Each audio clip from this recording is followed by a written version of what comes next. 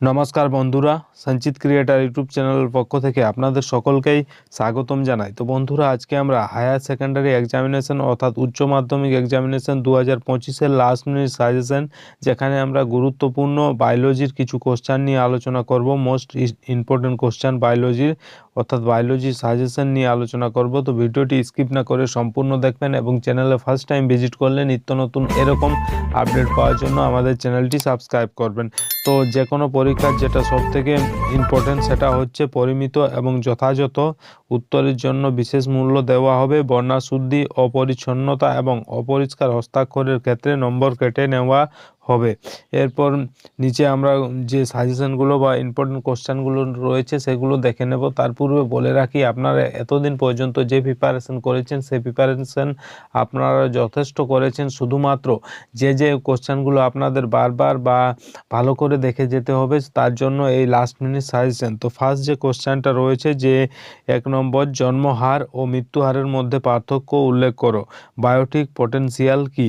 এই যে কোশ্চেনগুলো আলোচনা করা হচ্ছে, এটা আপনাদের যে প্রশ্নের মান বা মার্ক থাকবে সেই হিসাবে আপনাদের অবশ্যই উত্তরটা করতে হবে। সেটা যদি বড় লং কোশ্চেন আসে তো লংয়ের মতন লিখতে হবে, যদি শর্ট কোশ্চেন বা মাঝারি যে ধরনের আসে লং কিংবা এমসিকিউ বা এসএকিউ যে ধরনের আসে সেই হিসাবে আপনাদের সেই উত্তরটা দিতে হবে। দুয়ে বলছে যে কঠিন বর্জ্য পুনর্বীকরণ পদ্ধতি সংক্ষেপে আলোচনা করো।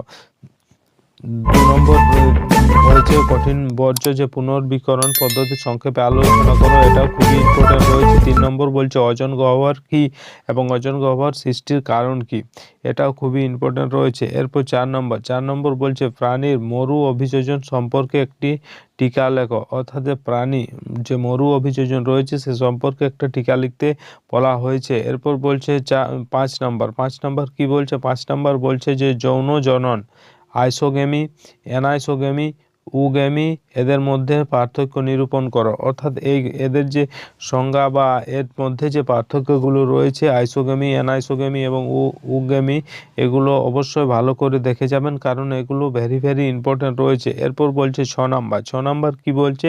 6 নম্বর বলছে অযৌন জননের শ্রেণী বিভাগের নাম ও উদাহরণ দাও। এটাও ইম্পর্টেন্ট রয়েছে, অবশ্যই ভালো করে পড়ে যাবেন। এরপর রয়েছে 7 নম্বর কি বলছে? 7 নম্বর বলছে যে কৃত্রিম অঙ্গ জননের নাম ও উদাহরণ দাও। চলে আসবো আমরা পরবর্তী কোশ্চেন অর্থাৎ 8 নম্বর কোশ্চেন, যেখানে কি বলছে? 8 নম্বর কোশ্চেন বলছে যে উদ্ভিদের দ্বিনিষেক পদ্ধতি বা প্রক্রিয়া। তারপর বলছে দ্বিনিষেক পদ্ধতি চিত্র সহ আলোচনা করো। এটা ভেরি ভেরি ইম্পর্টেন্ট রয়েছে বায়োলজি এক্সামিনেশনের জন্য, যে উদ্ভিদের দ্বিনিষেক পদ্ধতি বা প্রক্রিয়া এবং চিত্র সহ সেই দ্বিনিষেক পদ্ধতি আলোচনা করো। এটা খুবই ইম্পর্টেন্ট রয়েছে, অবশ্যই ভালো করে পড়ে যাবেন, যাতে করে আপনাদের এক্সামে এই কোশ্চেনটা এলে আপনারা ভালো করে তার উত্তর লিখতে পারেন। এরপর রয়েছে 9 নম্বর কি বলছে? স্ত্রীলিঙ্গধর উদ্ভিদ চিত্রসহ গঠন আলোচনা করো। অর্থাৎ স্ত্রীলিঙ্গধর উদ্ভিদের কি বলেছে? চিত্রসহ যে গঠন সেটা আলোচনা করতে বলা হয়েছে। এরপর রয়েছে 10 নম্বর কি বলছে? 10 নম্বর বলছে শুক্রাশয়ের কলাস্থানিক গঠন চিত্রসহ আলোচনা করো। এটাও ভেরি ভেরি ইম্পর্টেন্ট রয়েছে, অবশ্যই আপনারা ভালো করে এটা পড়ে যাবেন। এটা খুবই ইম্পর্টেন্ট রয়েছে যে শুক্রাশয়ের কলাস্থানিক গঠন চিত্রসহ আলোচনা করো। এরপর রয়েছে 11 নম্বর কি বলছে? 11 নম্বর বলছে গ্রিনহাউস গ্যাস বা অথবা বিশ্ব উষ্ণায়নের কারণ ও প্রভাবগুলি আলোচনা করো। এটা 11 নম্বর। এরপর রয়েছে 12 নম্বর কি বলা হচ্ছে? 12 নম্বর বলছে বাস্তুতান্ত্রিক পর্যায়ক্রম। অর্থাৎ বাস্তুতান্ত্রিক যে পর্যায়ক্রম সে সম্পর্কে আপনাদের অবশ্যই জেনে যেতে হবে, তার প্রভাব বা তার কারণ সেগুলো অবশ্যই দেখে যাবেন বাস্তুতান্ত্রিক পর্যায়ক্রমে। এরপর বলছে 13 নম্বর কি বলছে? 13 নম্বর বলছে জীবের বিবর্তন, প্রত্নতাত্ত্বিক প্রমাণ আলোচনা করো। অর্থাৎ জীবের যে বিবরণ তার যে প্রত্নতাত্ত্বিক প্রমাণ সেটা আলোচনা করো। এরপর বলছে 14 নম্বর কি বলছে? 14 নম্বর বলছে রজচক্রের সময় জরায়ু ও ডিম্বাশয়ের পরিবর্তন সম্পর্কে লেখো। অর্থাৎ রজচক্র যে রয়েছে সেটাও খুবই ইম্পর্টেন্ট রয়েছে, যে রজচক্রের সময় জরায়ু ও ডিম্বাশয়ের পরিবর্তন সম্পর্কে লেখো। এরপর রয়েছে 15 নম্বর। 15 নম্বর কি বলছে, সপুষ্পক উদ্ভিদের পুং ও স্ত্রীলিঙ্গের, এটা স্পেলিং এরর রয়েছে, এটা স্ত্রীলিঙ্গ ধরের উৎপত্তি ও পরিস্ফুরণ সম্পর্কে আলোচনা করো। এই কোশ্চেনটাও ভেরি ইম্পর্টেন্ট রয়েছে 2025 সালের বায়োলজি এক্সামের জন্য। তো এটা ভালো করে অবশ্যই চিত্র সহ সেটা দেখে যাবেন, যাতে করে আপনাদের এক্সামে সে যে কোশ্চেনটা এলে আপনারা ভালো করে তার উত্তর লিখতে পারেন। তো এটা বলছে সপুষ্পক উদ্ভিদের পুং ও স্ত্রীলিঙ্গ ধরের উৎপত্তি ও পরিস্ফুরণ সম্পর্কে আলোচনা করো। এরপর রয়েছে 16 নম্বর। 16 নম্বর কি বলছে না, 16 নম্বর কোশ্চেন বলছে যে নিউক্লিওজম ও সলিনয়েড সম্পর্কে আলোচনা করো। এটাও ইম্পর্টেন্ট রয়েছে, অবশ্যই দেখে যাবেন যে নিউক্লিওজম ও সলিনয়েড সম্পর্কে আলোচনা করো। এরপর রয়েছে 17 নম্বর। 17 নম্বর কি বলছে না, 17 নম্বর কোশ্চেন বলছে যে দ্বিবীজপত্রী গুপ্তবীজী উদ্ভিদের ভ্রূণ গঠন পদ্ধতি লেখো এবং জননগত স্বাস্থ্য কি, এটা 17 নম্বর কোশ্চেন।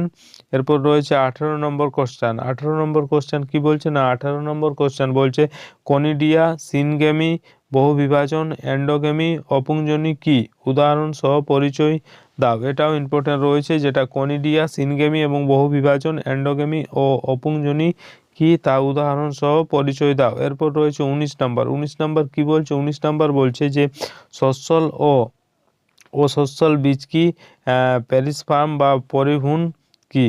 এটা শর্ট কোশ্চেনের জন্য করে রাখতে পারেন, যে এসএকিউ যেটা আসে যদি, যে সচ্ছল ও অসচ্ছল বীজ কি এবং পেরিসপার্ম বা পরিভ্রূণ কি। এরপর রয়েছে 20 নম্বর। 20 নম্বর কোশ্চেন কি বলছে না, 20 নম্বর কোশ্চেন বলছে বক্র ধাবক, হর্ষ ধাবক, ঊর্ধ্ব ধাবকের মধ্যে পার্থক্য লেখো। এটা ইম্পর্টেন্ট রয়েছে, যে বক্র ধাবক, হর্ষ ধাবক এবং ঊর্ধ্ব ধাবকের মধ্যে পার্থক্য উল্লেখ করো। এরপর রয়েছে 21 নম্বর। 21 নম্বর বলছে অ্যাপোমিক্সিস বলতে কি বোঝো, তার উদাহরণ দাও। এটাও ইম্পর্টেন্ট রয়েছে, যে অ্যাপোমিক্সিস বলতে কি বোঝো, উদাহরণ দাও। চলে আসবো 22 নম্বর কোশ্চেন। 22 নম্বর কোশ্চেন কি বলছে না, 22 নম্বর কোশ্চেন বলছে অ্যালোগেমি ও জেনোগেমি কি, এর পার্থক্য নিরূপণ করো। এরপর চলে আসবো পরবর্তী কোশ্চেন, অর্থাৎ সবন্ধত্ব কি। এটা অবশ্যই ভেরি ইম্পর্টেন্ট রয়েছে, এটা অবশ্যই দেখে যাবেন, যাতে করে আপনাদের এক্সামে সেই কোশ্চেনটা এলে আপনারা ভালো করে তার উত্তর লিখতে পারেন। এরপর রয়েছে 24 নম্বর। 24 নম্বর কি বলছে, বীজ গঠনের তাৎপর্য বিশ্লেষণ করো।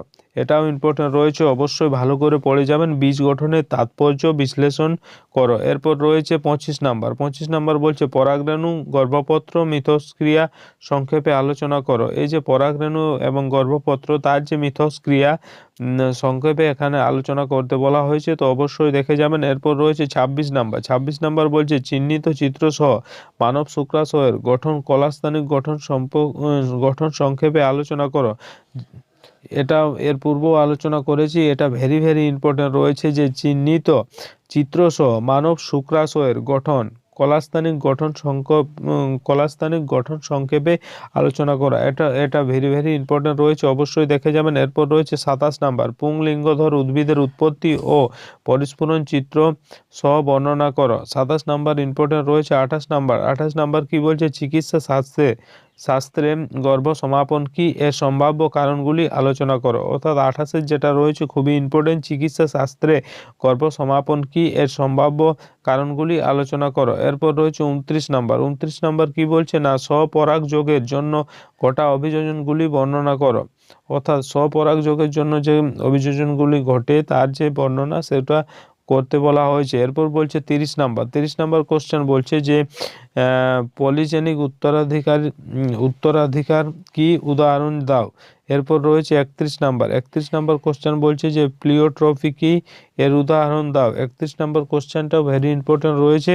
এরপর চলে আসবো 32 নম্বর। 32 নম্বর কোশ্চেন কি বলছে না, 32 নম্বর কোশ্চেন বলছে টার্নার সিনড্রোমের কারণ ও লক্ষণগুলি আলোচনা করো। অর্থাৎ টার্নার যে সিনড্রোম, তার কি কারণ হতে পারে বা তার কি কারণ রয়েছে সেটা লিখতে হবে, এবং তার যে লক্ষণগুলি সেটাও লিখতে হবে। এরপর রয়েছে 33 নম্বর। 33 নম্বর কোশ্চেন কি বলছে না, 33 নম্বর কোশ্চেন বলছে সেন্ট্রাল ডগমা বলতে কি বোঝো, এবং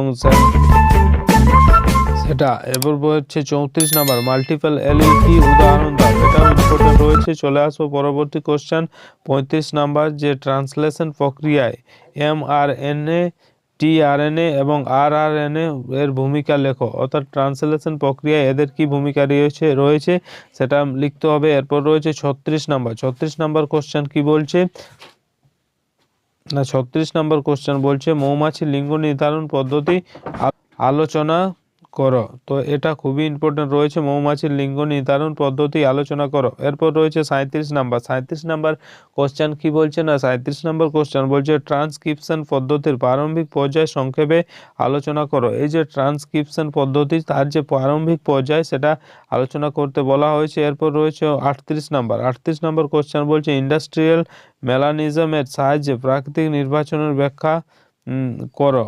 এরপর রয়েছে 39 নম্বর, যে জিন পুল কি বিবর্তনে জেনেটিক ড্রিফটের গুরুত্ব আলোচনা করো। এটা খুবই ইম্পর্টেন্ট রয়েছে, তো অবশ্যই ভালো করে দেখে যাবেন। এরপর রয়েছে 40 নম্বর, ভাইরাল ট্রান্সডাকশন পরীক্ষার মাধ্যমে কিভাবে প্রমাণিত হয় যে ডিএনএ জিনগত বস্তু। অর্থাৎ এটা ইম্পর্টেন্ট রয়েছে যে ভাইরাল ট্রান্সডাকশন পরীক্ষার মাধ্যমে কিভাবে প্রমাণিত হয় যে ডিএনএ জিনগত বস্তু। চলে আসবো পরবর্তী কোশ্চেন 11 নম্বর। এটা ইম্পর্টেন্ট রয়েছে, মধুর উপাদানগুলি কি কি এবং হেটেরোসিস কি। এটাও ইম্পর্টেন্ট রয়েছে যে মধুর উপাদানগুলি কি কি এবং হেটেরোসিস কি। তারপর বলছে এসসিপি কি, এর গুরুত্ব আলোচনা করো। চলে আসবো পরবর্তী অর্থাৎ 42 নম্বর কোশ্চেন, সহজাত ও অর্জিত অনাক্রমতার মধ্যে পার্থক্য উল্লেখ করো। অর্থাৎ যে সহজাত এবং অর্জিত অনাক্রমতার মধ্যে পার্থক্য উল্লেখ করো। 43 নম্বর বলছে যে কোনো 3 প্রকার ব্যাকটেরিয়া জীবসার হিসাবে ব্যবহার বর্ণনা করো। 4 নম্বর বলছে পেস্টের জৈবিক দমন পদ্ধতি উদাহরণ সহ আলোচনা করো। এরপর রয়েছে 45 নম্বর। 45 নম্বর কোশ্চেন বলছে যে কার্সিনোজেন কি, ক্যান্সার প্রতিরোধে এর দুটি উপায় সংক্ষেপে লেখো। অর্থাৎ কার্সিনোজেন কি এবং ক্যান্সার যে প্রতিরোধ সেটাতে এর দুটি উপায় উল্লেখ করতে বলা হয়েছে। চলে আসবো পরবর্তী কোশ্চেন অর্থাৎ 46 নম্বর কোশ্চেন, যেখানে বলছে জিনগত ও প্রজাতিগত বৈচিত্র্য বলতে কি বোঝো। চলে আসবো 47 নম্বর, যেখানে বলছে জিপিপি এবং এনপিপিবি বলতে কি বোঝো। চলে আসবো 48 নম্বর, যেখানে বলছে চিপকো আন্দোলন সম্পর্কে আলোচনা করো। 49 নাম্বার বলছে গ্রেজিং ও ডেট্রিটাস খাদ্য শৃঙ্খলের মধ্যে পার্থক্য উল্লেখ করো। 50 নম্বর বলছে শব্দচিত্রের সাহায্যে ফসফরাস চক্রটি উপস্থাপন করো। তো এই ছিল বায়োলজি 2025 সালের এইচএস এক্সামিনেশনের যে লাস্ট মিনিট সাজেশন, যেগুলো আপনারা অবশ্যই দেখে যাবেন। তার ফলে আপনাদের পরীক্ষার হলে অবশ্যই খুবই হেল্প হবে। তো এই ছিল আজকের আপডেট। ভিডিও ভালো লাগলে লাইক করবেন, বন্ধুদের কাছে শেয়ার করবেন এবং কমেন্ট করে অবশ্যই জানাবেন ভিডিও কেমন লাগলো। এই চ্যানেলে ফার্স্ট টাইম ভিজিট করলে নিত্য নতুন এরকম আপডেট পাওয়ার জন্য আমাদের চ্যানেলটি সাবস্ক্রাইব করবেন এবং পাশের যে বেল আইকন সেটা প্রেস করে দেবেন, কারণ যখনই আমরা এরকম নতুন কোনো আপডেট নিয়ে আসবো সেই আপডেট সব থেকে প্রথম আপনাদের কাছে পৌঁছে যাবে। ধন্যবাদ।